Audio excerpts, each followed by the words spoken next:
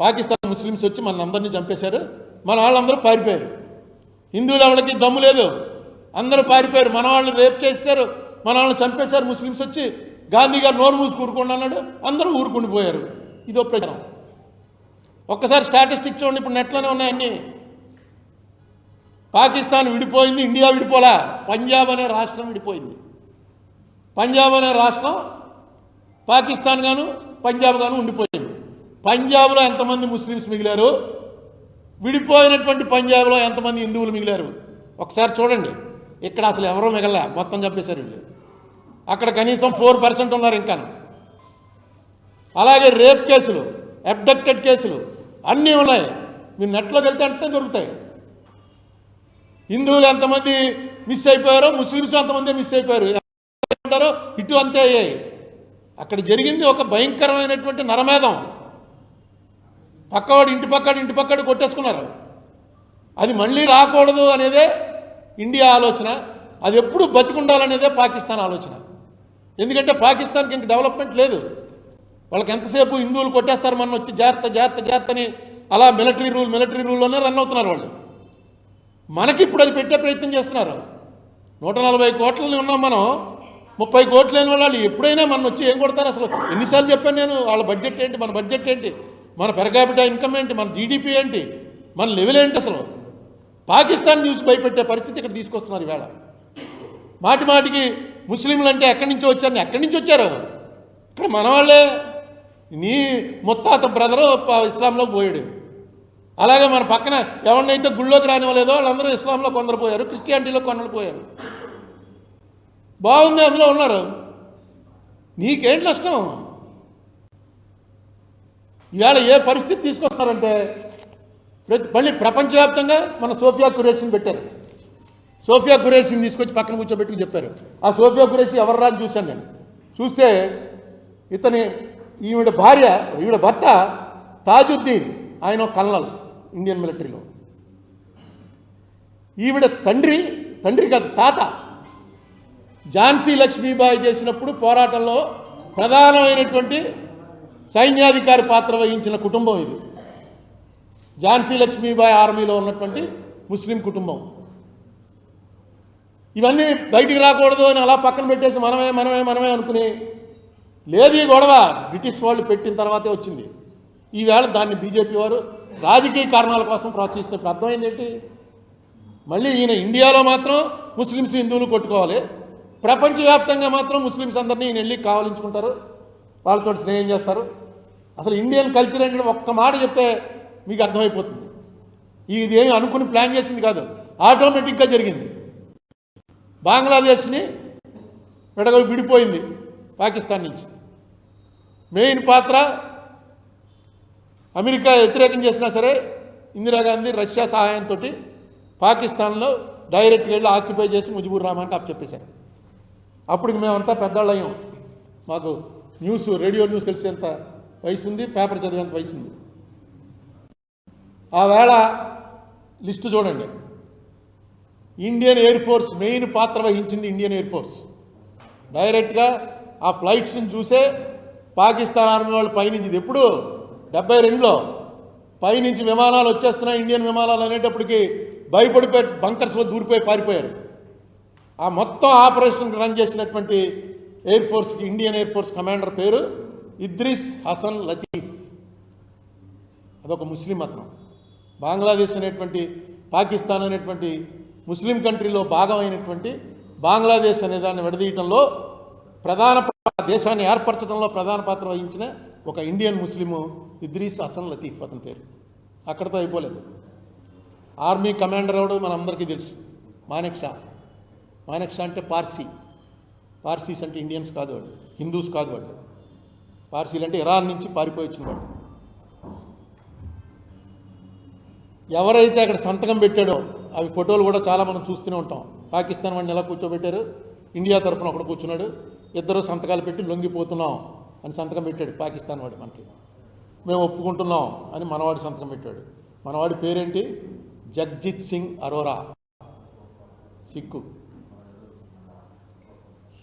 ఈ యాక్చువల్గా ఈ లొంగిపోవడం ఇదంతా కూడా నెగోషియేట్ చేసినటువంటి మెయిన్ ఆఫీసర్ ఎవరంటే జనరల్. అతను who has negotiated the centre deal. అతని పేరు జేఎఫ్ఆర్ జాకబ్.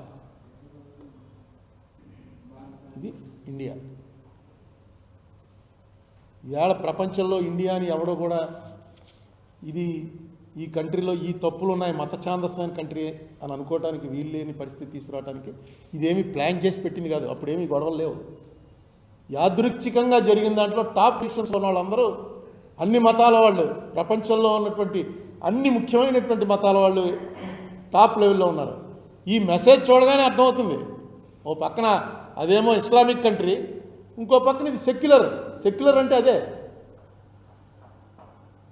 అలాంటి దాన్ని మనం ఏ పరిస్థితి తీసుకొస్తున్నామంటే అనవసరమైనటువంటిది. ఈవేళ రష్యాతో కలిశారు. రష్యాతో కలవటం ఇది ఈవేళ వీళ్ళు కలిసింది కాదు, ఎప్పటి నుంచో రష్యాతో మనకు స్నేహ సంబంధాలే ఉన్నాయి. మాట్లాడండి, రష్యాతో మాట్లాడండి, అమెరికాతో మాట్లాడండి, చైనాతో మాట్లాడండి. ఇండియాలో మాత్రం ఇలా ప్రవర్తిస్తూ బయట బాగానే చేయొచ్చు మనం మ్యాజిక్ అనుకుంటే అది పొరపాటు. అది బయట మ్యాజిక్ అలా జరగదు. ఎందుకంటే మీరు గొడవ పెట్టుకుంటున్నటువంటి మతాలు క్రిస్టియన్స్ ప్రపంచవ్యాప్తంగా 220 కోట్ల మంది ఉన్నారు. ముస్లిమ్స్ ప్రపంచవ్యాప్తంగా 160 కోట్ల మంది ఉన్నారు. అసలు మతమే లేదనేవాళ్ళు 110 కోట్ల మంది ఉన్నారు. మనం 100 కోట్లు ఉన్నాం. మన చుట్టూ ఉన్నటువంటి ముస్లిం కంట్రీసే. మనం ఇక్కడ మాత్రం లోపలేనండి ముస్లిమ్స్ని వేధింపు, బయటికి వెళ్తే మనం ముస్లిమ్స్ అందరినీ కావలించుకుంటా ఉంటే అది ఆగేది కాదు. ప్రపంచం చిన్నది అయిపోయింది, చిన్న పల్లెటూరు అయిపోయింది. ఎక్కడ ఏం జరిగినా సరే ఈ కమ్యూనికేషన్స్ పెరిగిపోవటం వల్ల వెంటనే తెలిసిపోతుంది ఎక్కడేం జరిగినా. ఈవేళ మీ పాలసీ ఏంటి? నేను అందుకే అడిగాను. ఈ ఆర్ఎస్ఎస్ 100 సంవత్సరాలు అయిందని మొన్న డైరెక్ట్గా మోడీ గారు వచ్చి ఆర్ఎస్ఎస్ గొప్ప ఆర్గనైజేషన్ లేదు అని చెప్పి ఎర్రకోట మీద నుంచి ఆగస్టు 15 స్పీచ్ ఇచ్చినట్టు చెప్పాడు. ఏ ఆర్ఎస్ఎస్ అయితే పటేల్ గారి చేత నిషేధించబడిందో ఆ పటేల్ని మా లీడర్ అని చెప్తారు వాళ్ళు. వాళ్ళకి సొంతంగా చెప్పుకోవడానికి లీడర్స్ లేరు. కాంగ్రెస్ తోటి ఎవరెవరు డిఫర్ అయ్యారో వాళ్ళందరూ కూడా వాళ్ళ లీడర్స్ అయిపోయారు. పటేల్ అయితే డైరెక్ట్గా ఉత్తరం రాశాడు గోల్వాల్కర్కి జైల్లో ఉంటే, మమ్మల్ని మీరు ఏం చెప్తే అది వింటాం, మా మీద నిషేధం ఎత్తి మమ్మల్ని జైలు నుంచి విడుదల చేయండి అని గోల్వాల్కర్ రాస్తే పటేల్ ఏమన్నాడంటే మీరు అందరూ వచ్చి కాంగ్రెస్లో విలీనం అయిపోతామంటే మిమ్మల్ని విడుదల చేస్తామన్నాడు. ఇవాళ వాళ్ళకి ఆయన ఆది గురువు అయిపోయాడు. ఎందుకంటే నెహ్రూకి ఆయనకి పడదట, పటేల్కి. ఇది ఎక్కడ కూడా ఎవరికి తెలియదు. నెహ్రూకి పటేల్కి, నెహ్రూ పటేల్ది ఇంత బుక్ ఉంది వాళ్ళ కరస్పాండెన్స్. నెహ్రూ సోషలిస్టు, అతను క్యాపిటలిస్టు. వాళ్ళ గొడవ అది. వాళ్ళకి సరిహద్దు ఆటల గొడవ లేకపోతే పొలంలో ఏటి గొడవలో కాదు. ఆయన క్యాపిటలిస్టిక్ ప్యాటర్న్ ఆఫ్ సొసైటీ మంచిది ఈ దేశానికి అన్నాడు ఆయన. కాదు, సోషలిస్టిక్ ప్యాటర్న్ సొసైటీ మంచిది అన్నాడు నెహ్రూ. దాని మీద ఇప్పుడు ఓపెన్గా మీటింగ్లోనే జరిగేవి. పటేల్ ఆయన కన్నా ఊరికో నీకేం తెలుసు కుర్రాడు అనేవాడు. ఈయనేమో మీకు ప్రపంచం తెలియదు, నువ్వు ఎక్కడే ఉండిపో, నీకు తెలియదు అని ఆయన అనేవాడు. ఇద్దరికి గొడవట. అందుకని పటేల్ వీళ్ళకి లీడర్ అయిపోయాడు. ఈ మధ్య పివి నరసింహరావుని కూడా వాళ్ళ లీడర్ చేసుకోవడానికి ట్రై చేస్తున్నారు. అందుకే ఈ లెటర్ చదవండి, ఇది మొత్తం ఆయన ఇచ్చిన స్పీచ్ చదవండి, మీకు తెలుస్తుంది పివి నరసింహరావు అని. ఈ నేపథ్యంలో నేను ఈవేళ ప్రెస్ మీట్ పెట్టిన ప్రధాన కారణం ఏంటంటే, ఏవైతే మీరందరూ ఇక్కడ ఆంధ్రాలో నా ఉద్దేశంలో ఎప్పటికీ కూడా బీజేపీ నార్త్లో బలపడినట్టు బలపడదు. ఎందుకంటే మనకి ఆరాధ్య దైవం భద్రాద్రి రాముడు, అయోధ్య రాముడు కాదు. అయోధ్య రాముడు గొడవలు, వ్యవహారం, అరణ్యవాసం పోవటం అదిను. భద్రాద్రి రాముడు రామదాసు గుడి కడితే తానీషా కళ్ళలో కనబడ్డాడు. సెక్యులర్ రాముడు మన రాముడు. తానీషా కనబడి చెప్పాడు విడుదల చేశారా నువ్వు అని. రామదాస్ గోలెట్టాడు, నేను ఎంత చేసి జైల్లో పడి నన్ను దెబ్బలు కొడుతుంటే, నేను కొరడాలు ఎట్టు కొడుతుంటే నాకు కనబడకుండా నువ్వు వెళ్ళి తానీషాకి కనబడతావా అని. మన కథ అది. మనకి ఎప్పుడూ లేదు. ఇప్పుడు కూడా నిజాం నవాబే పట్టుకుని వెళ్ళేవాడు. మీకు తెలుసో తెలీదో, నిజాం నవాబ్ నుంచి స్టార్ట్ అయింది కాలానికి పట్టు వస్త్రాలు పట్టుకుని వెళ్ళటం అనేది. తర్వాత ఆంధ్రప్రదేశ్ సీఎం దాన్ని కంటిన్యూ చేశారు. తర్వాత ఇంకో విషయం, టిప్పు సుల్తాన్ మొత్తం ఎంతమంది హిందువులు నరికేశాడు, అంతమంది నరికేశాడు. ఒక్కసారి మీరు ఇప్పుడే ఇది అయిపోగానే గూగుల్లోకి వెళ్ళి టిప్పు సుల్తాన్ శృంగేరి మఠ్ అని కొట్టండి. మనందరికీ శృంగేరి మఠం, ఇక్కడున్న హిందువులందరికీ మనకి శంకరాచార్య స్థాపించినటువంటి శృంగేరి మఠమే ఇన్స్ట్రక్షన్స్ ఇచ్చేది. ఇప్పుడంటే అన్ని చాలా మఠాలు వచ్చాయి, ఒకటే మఠం ఉండేది శృంగేరి మఠం. ఆ శృంగేరి మఠాన్ని రాజకీయంగా దాడులు జరిగినప్పుడు మరాఠాస్ అంటే పేష్వాల రాజ్యం చేస్తూ మరాఠాస్ వచ్చి దండయాత్ర చేసి శృంగేరి మఠం మొత్తం బదలగొట్టేశారు. తుక్కు చేసి వెళ్ళిపోయారు. వెళ్ళిపోతే ఇతను వెళ్ళి టిప్పు సుల్తాన్ అక్కడ రాజ్యం వెళ్ళి మళ్ళీ శృంగేరి మఠాన్ని కట్టించి, అప్పుడు భారతీ తీర్థస్వామి ఎవరో ఒక తీర్థస్వామి ఒక ఆయన ఉండేవాడు, అది కూడా పేరు కూడా అందులో ఉంది చూడండి, కట్టించి అన్నిటికన్నా ఏంటంటే ముస్లిమ్స్ అల్లాని తప్ప ఇంకెవరిని దేవుడిగా ఒప్పుకోరు. అల్లా ఒక్కడే దేవుడు. మిగతా సూర్యచంద్రుని పూజిస్తారు, మీరు అగ్నిని పూజిస్తారు, నీళ్ళని పూజిస్తారని మన నటకారం చేస్తుంటారు. మాకు అల్లా ఒక్కడే దేవుడే. అందుకే వాళ్ళు వేరే అక్కడ దర్గాలకు కూడా వాళ్ళు వెళ్ళరు, మనం వెళ్తాం. కానీ అది వాళ్ళ కాన్సెప్ట్. అటువంటిది ఒక శాసనం రాయించాడు టిప్పు సుల్తాన్. ఏమనంటే సాక్షాత్తు ఈ మనిషి దేవుడి అంశతో వచ్చాడు. ఎవరో శృంగేరి మఠాధిపతి. అవగానే ఒకసారి ఇంట్రెస్ట్ ఉన్న వాళ్ళు చూడండి. ఇవన్నీ కూడా ఏంటి, రాజకీయపరమైనటువంటి యుద్ధాలని మతపరమైన యుద్ధాలుగా మారుస్తున్నారు. మార్చి మనలో మనకి గొడవలు పెట్టేటువంటి ప్రయత్నాలు చేస్తున్నారు.